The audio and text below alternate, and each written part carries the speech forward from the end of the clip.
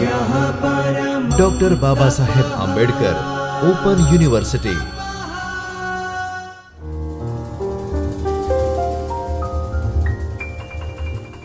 નમસ્કાર વિદ્યાર્થી મિત્રો, હું ડૉક્ટર પ્રાચી રાવલ ત્રિવેદી ડૉક્ટર બાબા સાહેબ આંબેડકર ઓપન યુનિવર્સિટીના ચૈતન્ય સ્ટુડિયોથી આપ સૌ વિદ્યાર્થી મિત્રોનું હાર્દિક સ્વાગત કરું છું. આપણે ભણી રહ્યા છીએ પર્યાવરણનું અર્થશાસ્ત્ર 1 MA ઇકોન 104 યુનિટ 3 પર્યાવરણ અને અર્થશાસ્ત્ર. આ જ યુનિટમાં આપણો મુદ્દો છે પર્યાવરણ એક સામુદાયિક સંપદા કે સહિયારી માલિકીના સંસાધનોનું સ્વરૂપ. આ વિશે આપણે માહિતી મેળવીએ. પર્યાવરણ અને અર્થશાસ્ત્ર એક નાજુક સંતુલન. વિદ્યાર્થી મિત્રો, પર્યાવરણીય અર્થશાસ્ત્રના આ મુદ્દામાં આ વિડિયો લેક્ચરમાં આપ સૌનું સ્વાગત છે. આજે આપણે પર્યાવરણ એક સામુદાયિક સંપદા એટલે કે કમ્યુનિટી અસેટ તરીકે આ વિષયનું ઊંડું વિશ્લેષણ કરીશું.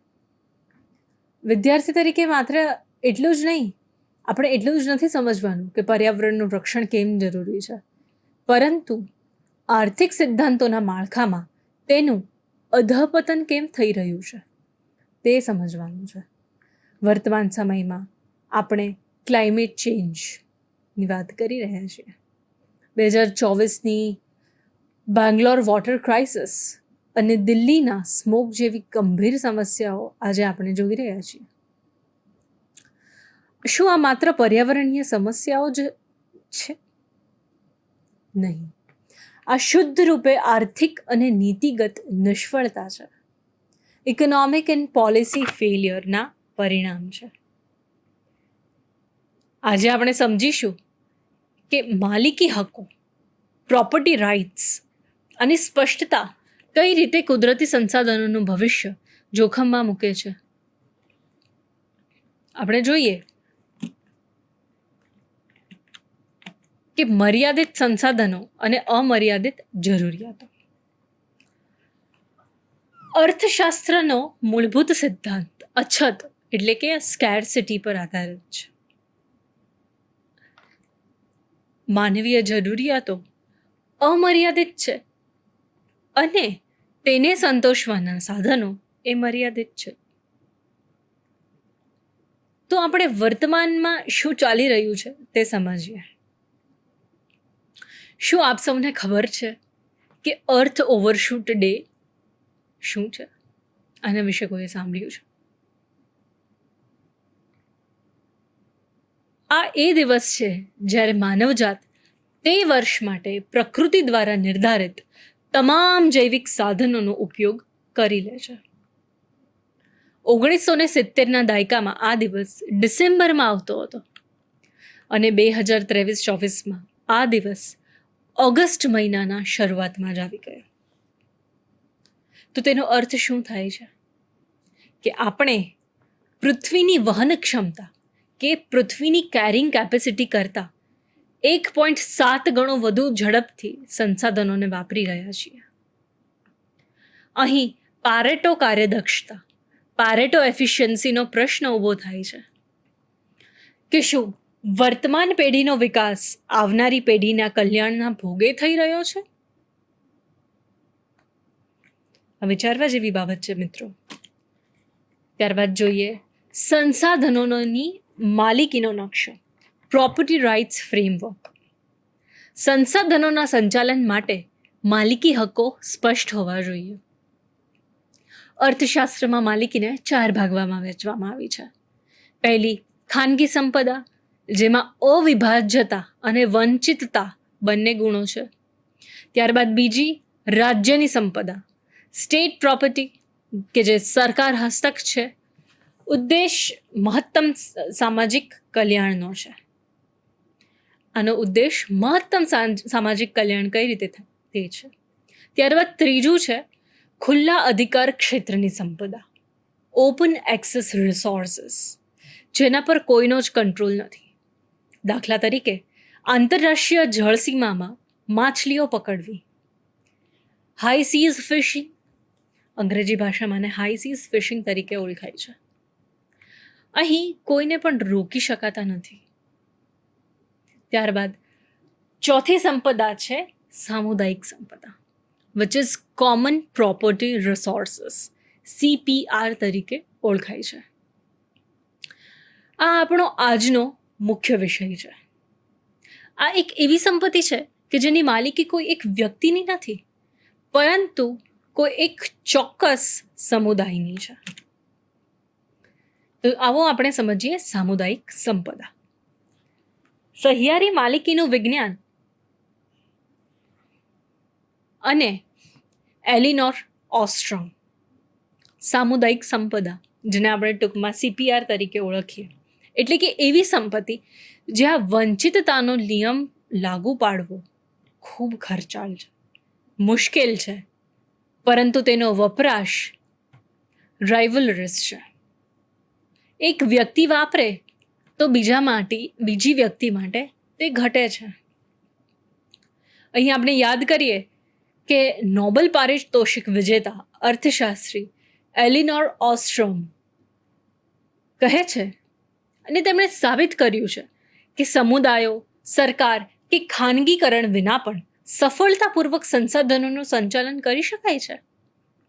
અને ભારતમાં ફોરેસ્ટ રાઇટ્સ એક્ટ હેઠળ આદિવાસી સમુદાયોને મળેલા જંગલના અધિકારો કે મેઘાલયના પવિત્ર ઉપવનો આ સામુદાયિક વ્યવસ્થાપનનું શ્રેષ્ઠ ઉદાહરણ છે. ત્યારબાદ જોઈએ કે ખુલ્લા અધિકારની સમસ્યા. જ્યારે નિયમો તૂટે છે ત્યારે આ પ્રકારની સમસ્યાઓ ઉદ્ભવે છે. પરંતુ આ સમસ્યા ત્યારે સર્જાય છે જ્યારે સામુદાયિક સંપત્તિ ધીમે ધીમે નિયમોના અભાવે, એટલે કે ઓપન એક્સેસ, ખુલ્લા અધિકાર ક્ષેત્રમાં ફેરવાઈ જાય છે. આનાથી મફત લાભ લેવાનું વલણ, આપણે અગાઉના લેક્ચરમાં જોયું, ફ્રી રાઇડર પ્રોબ્લેમ ઉદ્ભવે છે. ભારતના નીતિ આયોગના તાજેતરના રિપોર્ટ મુજબ ભારત વિશ્વમાં ભૂગર્ભ જળ, એટલે કે ગ્રાઉન્ડ વોટરનો સૌથી વધુ ઉપયોગ કરતો દેશ છે. લગભગ 25% જેટલા વૈશ્વિક વપરાશ. પંજાબ અને હરિયાણામાં ભૂગર્ભ જળનો વપરાશ રિચાર્જ રેટ કરતાં પણ 100 ગણો વધુ છે. અને આનું કારણ કે જમીનના નીચેના પાણી પર કોઈ એકની માલિકી નથી અને વીજળી મફત અથવા સસ્તી મળે છે. આ ફ્રી રાઇડર પ્રોબ્લેમનું જ્વલંત અને ભયાનક ઉદાહરણ છે. આશા રાખું છું કે આપ સૌને ખુલ્લા અધિકારની સમસ્યા સમજાણી. આ સમસ્યા એટલે કે જ્યારે નિયમો તૂટે છે ત્યારે જે સમસ્યા ઉદ્ભવે તે ખુલ્લા અધિકારની સમસ્યા. ત્યારબાદ આપણે જોઈએ કે ધ ટ્રેજેડી ઓફ કોમન્સ, સર્વવ્યાપી કરુણાંતિકા. આ શું કહે છે? 1968માં પ્રોફેસર ગેરેટ હાર્ડીને ધ ટ્રેજેડી ઓફ કોમન્સ લેખમાં આ વર્તણૂકને ગાણિતિક અને મનોવૈજ્ઞાનિક રીતે સમજાવી હતી. હાર્ડીનો સિદ્ધાંત કહે છે કે જ્યારે લાભ 100% વ્યક્તિગત હોય, એટલે કે પ્રાઇવેટ ગેઇન માટે હોય, અને નુકસાન આખું સમુદાયમાં વહેંચાઈ જતું હોય, વિચ ઇઝ અ સોશિયલાઇઝ્ડ લોસીસ, ત્યારે દરેક રેશનલ, એટલે કે તર્કબદ્ધ માનવીએ વધુને વધુ સંસાધનો વાપરવા પ્રેરાય છે. જો વ્યક્તિ વિચારે કે જો હું પાણી નહીં ખેંચું તો મારો પડોશી તો ખેંચી જ લેશે ને. આ રેશનલ આર્થિક વર્તણૂકનું સામૂહિક પરિણામ આજે આપણે સંપૂર્ણ વિનાશ સર્જે છે અને આપણે સૌ આ જોઈ રહ્યા છીએ. ત્યારબાદ વિનાશનું ગણિત એક ઉદાહરણ દ્વારા સમજીએ. વૈશ્વિક ઉદાહરણો હાર્ડીને એમણે વૈશ્વિક ઉદાહરણ તરીકે ગોચરનું ઉદાહરણ આપ્યું હતું. પરંતુ આજે આપણે ગ્લોબલ કોમન્સનો સામનો કરી રહ્યા છીએ. ઉદાહરણ તરીકે વાતાવરણ દરેક દેશ ઉદ્યોગો સ્થાપીને આર્થિક વિકાસનો 100% ફાયદો પોતે જ લે છે, પરંતુ તેમાંથી નીકળતા કાર્બન ઉત્સર્જન એટલે કે ગ્રીન હાઉસ ગેસીસનું નુકસાન ગ્લોબલ વોર્મિંગના રૂપે આખી દુનિયાએ ભોગવવું પડે છે. મિત્રો, વર્લ્ડ ઇકોનોમિક ફોરમના ગ્લોબલ રિસ્ક રિપોર્ટ 2024 મુજબ આગામી દાયકાના ટોચના 4 જોખમો સંપૂર્ણપણે પર્યાવરણીય જ છે, અને આ આધુનિક યુગની ટ્રેજેડી ઓફ ધી કોમન્સ છે. આશા રાખું છું આપણને આ ગણિત સમજાણું હશે. ત્યારબાદ સમસ્યાનું મૂળ. તો આખી સમસ્યાના મૂળમાં શું છે? તો ઉત્તર છે બજારની નિષ્ફળતા, which is a market failure. એક અર્થશાસ્ત્રી તરીકે આપણને પ્રશ્ન થાય કે એડમ સ્મિથનો અદૃશ્ય હાથ, ઇનવિઝિબલ હેન્ડ, અહીં કેમ કામ નથી કરતો? બજાર કેમ નિષ્ફળ જાય છે? કારણ કે બજાર એ પ્રાઇઝ મિકેનિઝમ પર ચાલે છે. પ્રકૃતિ આપણને હવા, નદીઓ અને ઓઝોન સ્તરનું બિલ નથી મોકલતી. જ્યાં કિંમત શૂન્ય છે ત્યાં બજાર સંસાધનને અમર્યાદિત માની લે છે. ઉત્પાદકો માત્ર ખાનગી સીમાંત ખર્ચ ધ્યાનમાં લે છે, સામાજિક સીમાંત ખર્ચને અવગણી રહ્યા છે, જે બજારની એક ખૂબ મોટી નિષ્ફળતા દર્શાવે છે. અહીં આ આકૃતિ સાથે આપ સૌ રિલેટ કરી રહ્યા હશો કે કઈ રીતે બજાર નિષ્ફળ જાય છે. વંચિતતાનો નિયમ, અવિભાજ્યતા, જે અંતમાં માર્કેટ ફેલિયરમાં એટલે કે બજારની નિષ્ફળતામાં પરિણમે છે. ત્યારબાદ જોઈએ કે બાહ્ય અસરો, બાહ્યતાઓ અને અસરો એટલે કે એક્સટર્નાલિટીઝ. બજારની નિષ્ફળતાનું સૌથી મોટું કારણ છે બાહ્યતા. જ્યારે કોઈ એકમની આર્થિક પ્રવૃત્તિની બિનબજારીય અસર અન્ય પર પડે ત્યારે તેને બાહ્યતા કહે છે, જેને આપણે એક્સટર્નાલિટીઝ તરીકે પણ ઓળખીએ છીએ. તો હવે આની નકારાત્મક બાહ્યતા સમજીએ. ધ લેન્સેટના અહેવાલ મુજબ ભારતમાં વાયુ પ્રદૂષણને કારણે વાર્ષિક લાખો અકાળ લોકોની મૃત્યુ થઈ રહી છે અને અબજો ડોલરનું આર્થિક નુકસાન થઈ રહ્યું છે. આ પ્રદૂષણનો ખર્ચ બજારની કિંમતોમાં ક્યાંય ઝળકતો નથી, કે જે આપણે ધ્યાનમાં લેવું જોઈએ. ત્યારબાદ આ વાતને આપણે એક નદીની ઉદાહરણ સાથે સમજીએ, જે એક નકારાત્મક બાહ્યતાનું ઉદાહરણ છે. ધારો કે એક નદીના કિનારે 2 અલગ અલગ આર્થિક એકમો આવેલા છે, 2 ઇકોનોમિક એજન્ટ્સ છે. એક છે અપસ્ટ્રીમ એટલે કે નદીના ઉપરના ભાગમાં આવેલું એક સ્ટીલનું કારખાનું, એક સ્ટીલ મિલ છે. જ્યારે ડાઉનસ્ટ્રીમમાં નદીના નીચેના ભાગમાં એક સુંદર હોલિડે રિસોર્ટ આવેલો છે. આપણે અગાઉના લેક્ચર્સમાં જોયું કે આ પણ એક પર્યાવરણનો ભાગ છે કે હોલિડે રિસોર્ટ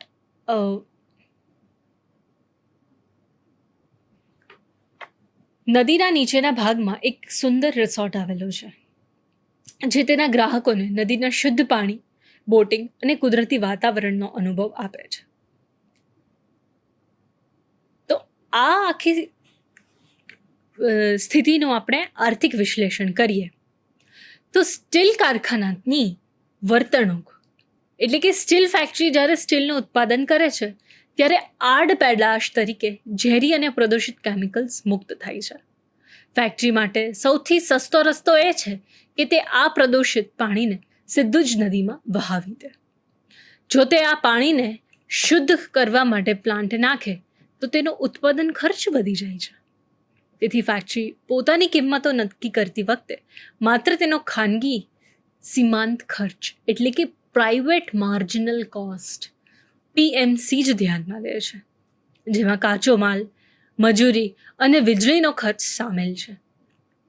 નદીમાં કચરો નાખવાનો ખર્ચ તેના માટે શૂન્ય છે. તો આ બાજુ રિસોર્ટ પર થતી અદૃશ્ય અસર એક સામાજિક પર્સપેક્ટિવથી જોઈએ. હવે નદીના પ્રવાહ સાથે આ પ્રદૂષિત અને દુર્ગંધયુક્ત પાણી નીચે આવેલા રિસોર્ટ સુધી પહોંચે છે. પરિણામે રિસોર્ટનું વાતાવરણ બગડે છે, માછલીઓ મરી જાય છે અને નદીનું પાણી કાળું પડી જાય છે. આ જોઈને પ્રવાસીઓ રિસોર્ટમાં આવવાનું બંધ કરી દે છે. તો અહીં રિસોર્ટના માલિકે કોઈ ભૂલ નથી કરી, છતાં તેને ભારે આર્થિક નુકસાન સહન કરવું પડ્યું. તો અર્થશાસ્ત્રની ભાષામાં આ નુકસાનને બાહ્ય સીમાંત ખર્ચ એટલે કે માર્જિનલ એક્સટર્નલ કોસ્ટ MEC કહે છે. આશા રાખું છું આપ સૌને આ નદીનું ઉદાહરણ સમજાણું હશે.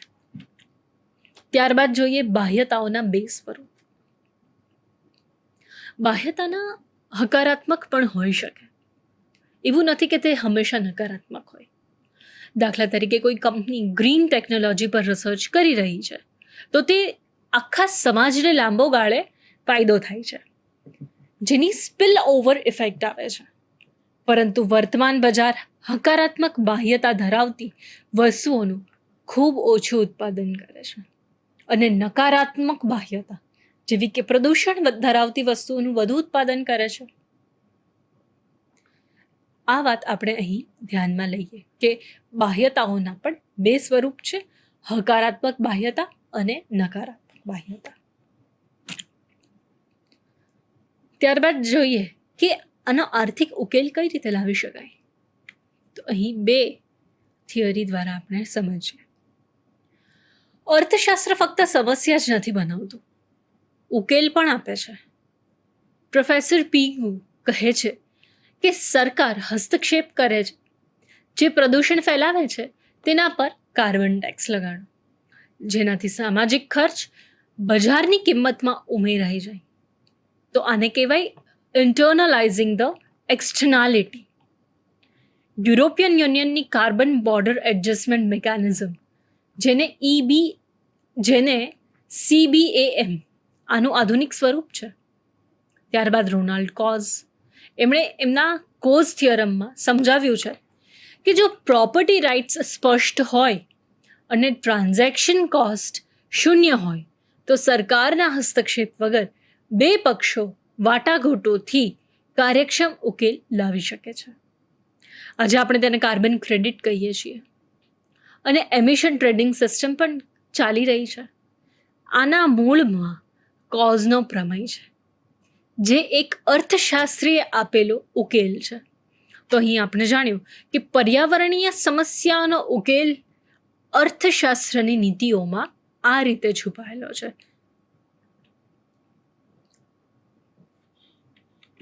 ત્યારબાદ જોઈએ સંપૂર્ણ ચિત્ર, વિનાશનું ચક્ર અને ઉકેલ. આ ફ્લો ચાર્ટ અહીં આપણને સંપૂર્ણ ચિત્ર આપે છે. સામુદાયિક સંપદા જ્યારે ખુલ્લી મુકાય છે ત્યારે બજારની નિષ્ફળતા અને નકારાત્મક બાહ્યતાઓ સર્વવ્યાપી કરુણાંતિકા સર્જે છે. અને આ ચક્રને તોડવા માટે